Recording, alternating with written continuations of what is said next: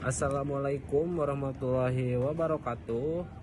Halo pendengar, selamat datang di podcast kami. Saya Hasbi sebagai host yang akan menemani kalian selama beberapa menit ke depan. Pada episode kali ini kita akan membahas tentang peran organisasi pendidikan dalam membentuk generasi muda yang aktif dan berprestasi. Bersama saya sudah hadir seorang teman yang aktif di organisasi pendidikan. Halo, apa kabar? Halo, apa kabar semuanya? Nah, kita langsung saja ke pertanyaannya. Boleh ini nggak, Kang, perkenalkan dan organisasi apa yang sedang diikuti? Assalamualaikum warahmatullahi wabarakatuh. Perkenalkan semuanya, nama saya adalah Maulagi Pari Nurpuadi. Saya bisa dipanggil Ula. Saya berasal dari instansi Universitas Jenderal Ahmad Yani dengan Fakultas Hukum, Prodi Hukum. Pengalaman organisasi saya dimulai sejak saya menginjakkan kaki di semester 2. Nah, saat itu saya memasuki organisasi sebagai Ketua Paduan Suara Mahasiswa PSM Kartika Suara Unjani. Itu adalah langkah awal saya memulai organisasi. Kemudian di tahun berikutnya atau saya menginjakkan kaki di semester 3, saya mulai tertarik mengikuti organisasi-organisasi dan kepanitiaan dan aktif menjalankan kepanitiaan tersebut. Contohnya, saya aktif mengikuti sebagai kepanitiaan masa bimbingan mahasiswa angkatan 2024. Di situ saya menjabat sebagai divisi PDD. Nah, dari situ adalah karir saya dimulai. Oke, banyak ya ternyata bidang organisasi yang mau Ula ikuti gitu. Nah, terus aku mau nanya lagi nih. Ya, gimana tuh? Apa yang membuat Kak Ula tertarik dengan organisasi tersebut? Misal tuh kayak tadi itu kayak masa bimbingan tuh, apa yang tertarik? Kenapa tertarik begitu? Oke, tentunya kenapa saya bisa tertarik mengikuti kepanitiaan, contohnya tadi masa bimbingan. Pertama, pengalaman sudah pasti ya gitu ya, Bi. Ya, kalau pengalaman tuh kita tuh harus punya harus punya image istilahnya itu, supaya kita tuh menjadi mahasiswa aktif dan kita tuh dipandang sebagai orang yang bukan disegani sih istilahnya, lebih tepatnya tuh kayak meningkatkan kredibilitas gitu loh. Kredibilitas itu kayak kepercayaan seseorang kepada kita gitu loh. Kalau misalkan kredibilitas kita baik, itu otomatis orang-orang tuh gak bakal sungkan kayak nanya-nanya, intinya kita gak bakal diraguin lagi. Itu soal pengalaman gitu untuk di kampus. Terus panitiaan semacamnya itulah kayak gitu kan. Misal nih di grup itu ada jadwal untuk rapat kepanitiaan atau gak rabes gitu lah istilahnya tuh. Rabes ya, rapat besar gitu lah istilahnya.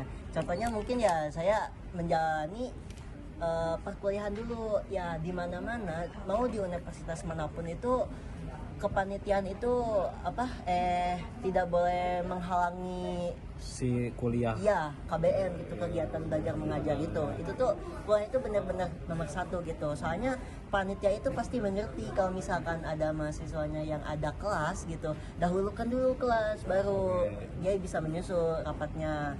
Nah, mungkin dari situ kalau misalkan saya ada kelas, berarti saya kelas dulu, habis itu saya mengikuti rapat, atau gak bisa menyusul, atau gak tidak memungkinkan, saya bisa izin ke ketua divisi yang terkait gitu. Oke. Nah, menurut Kakak Ula sendiri ini apa sebenarnya manfaat ketika kita mengikuti organisasi pendidikan bagi mahasiswa?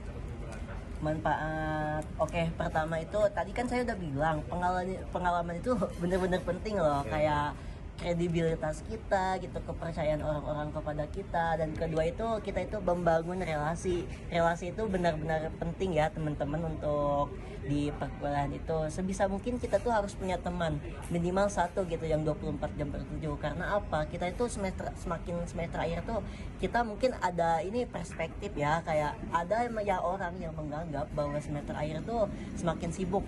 Itu ada orang juga yang bilang bahwa semakin semester akhir tuh makin dikit gitu loh mata kuliahnya. Tetapi kan kita tuh harus membangun relasi juga. Nah, kita manfaatkan relasi itu dan kita tuh menginvestasikan masa-masa kita. Misalkan aku semester 3 dan sekarang aku udah semester 6 tuh, sekarang aku udah mulai membangun relasi. Ternyata itu teman kita yang waktu kita mabim gitu, itu adalah teman seperjuangan kita, itu panitia juga gitu. Nah aku bisa kenal orang itu dari kepanitiaan juga gitu, itu relasi. Dan tentunya kita pas kepanitiaan juga itu tidak membahas tentang kepanitiaan itu tersendiri gitu, kayak kita tuh bisa saling bertukar cerita. Mungkin istilahnya kalau anak Gen Z itu oversharing ya mas. Oke, Iya, kayak gitu, oversharing. kayak Oke. cerita random dan sewajarnya dan selayaknya berteman gitu lah. Itu bisa membangun relasi juga gitu. Nah, pasti nih ketika kita mengikuti organisasi itu kan suka ada permasalahan atau kayak tantangan seperti kayak gitu. Nah, selama Kaula mengikuti organisasi, tantangan apa yang sering Kaula hadapi selama aktif di organisasi? Oke, tantangan ya. Kalau tantangan itu yang paling pertama itu wajib disiplin ya teman-teman. Disiplin itu benar-benar hal ataupun sifat yang harus ditanamkan di setiap individu gitu loh. Karena disiplin itu adalah karakter yang membangun untuk masa depan kita. Kalau misalkan kita terlambat rapat nih, masa kita harus terlambat seterusnya? Kayaknya kita gak mungkin terlambat seterusnya. Makanya kan kalau misalkan terlambat tuh ada konsekuensinya. Nah itu tuh perlu dibiasain bahwa kita tuh tidak boleh terlambat dan kita tuh harus disiplin. Masa iya kita bakal kerja terlambat? Kan nggak mungkin juga gitu loh mas. Itu sih yang paling pertama yang harus diterapkan. Dan tadi tuh tantangan ya. Tantangannya itu kita harus mengutamakan kedisiplinan, yang mungkin Gen Z itu gak semuanya orang itu disiplin banget gitu. Nah, terima kasih atas cerita dan pengalaman yang Kaula sudah dibagikan hari ini. Sama-sama Mas Hasbi. Nah, dari perbincangan kita ternyata organisasi pendidikan tidak hanya menjadi tempat belajar, tetapi juga wadah untuk mengembangkan kemampuan, kepemimpinan, dan kepedulian terhadap masyarakat. Saya Hasbi, pamit undur diri, sampai jumpa di episode berikutnya. Bye-bye.